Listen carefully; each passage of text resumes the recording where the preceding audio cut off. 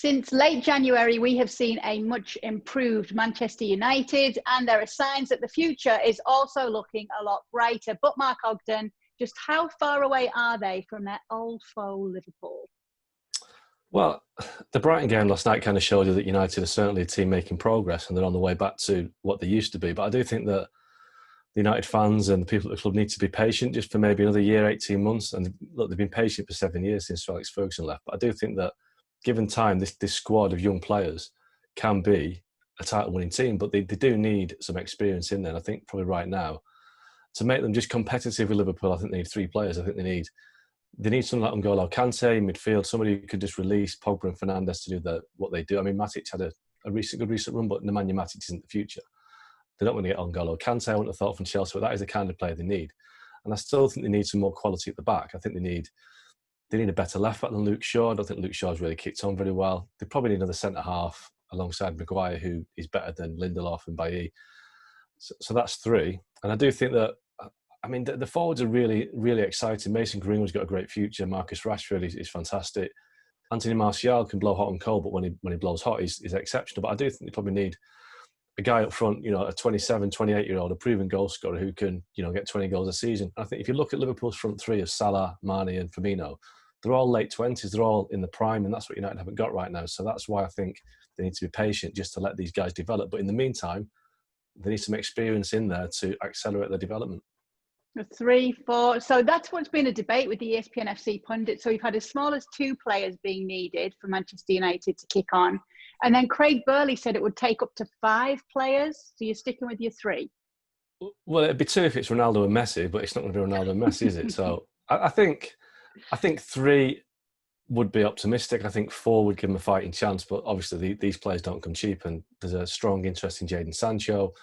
I think they'll get Sancho, but you look at arguably the forward line is the least of the priorities because they have got a lot of exceptional talent there. And as I was saying before, they need experience. So Sancho isn't exactly experienced in the sense that he's not in his late 20s. I think he's 20 at 21.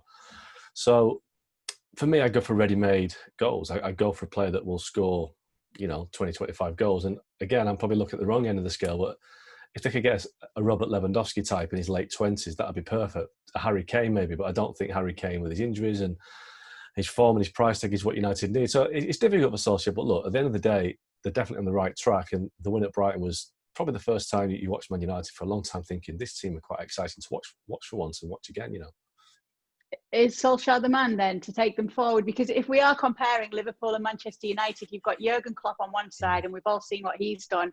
And then Ole Gunnar Solskjaer, for some, the jury's still out on him. Obviously, it's a great run right now. It was a great run when he first came in. Is he the man to take them forward? It's really difficult to judge Solskjaer, isn't it, right now? Because you're right, they're on a run of 14, 15 games without defeat. They're playing really well. And maybe he's growing into the job. Maybe the job that he took on initially was, he started well and then it tailed off and it looked like he was struggling a bit. Maybe he's now beginning to find his feet.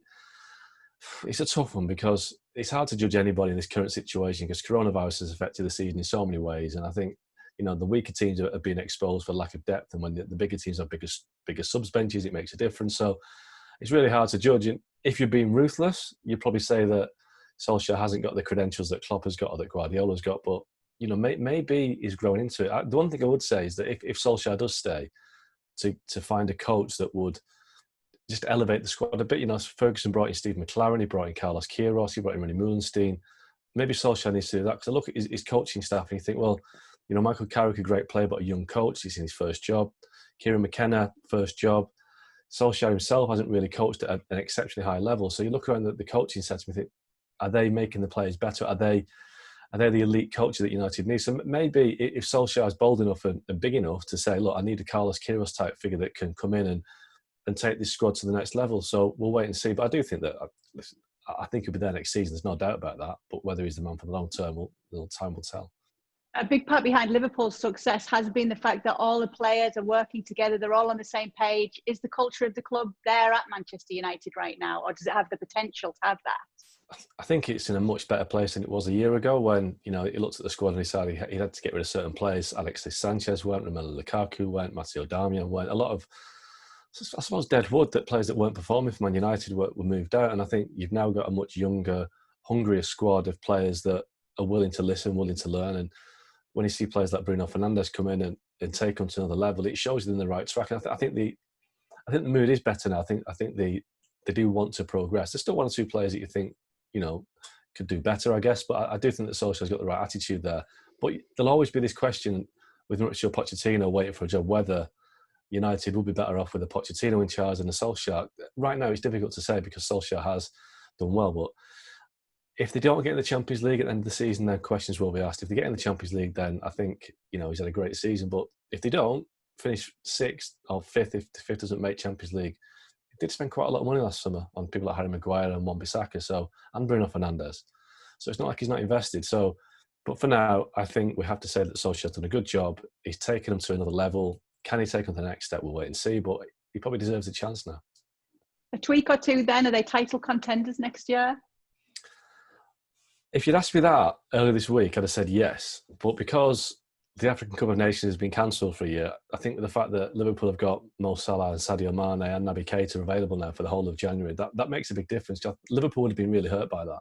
If they'd have had to go a month, 6 weeks without, Mane and Salah, they'd have really found it tough. But they're there all season now. So right now, I can't see United bridging the gap between Liverpool and themselves in the next 12 months. I just can't see it. But 18 months, 2 years, if United fans can be prepared to be that patient, I think they could win it again. But I think next season is going to be too soon. Okay, so still a little way to go just yet for Manchester United to catch up with the old rival, Liverpool. Thanks so much for watching ESPN on YouTube. And for more sports highlights and analysis, be sure to download the ESPN app. And for premium content and live streaming, subscribe to ESPN Plus.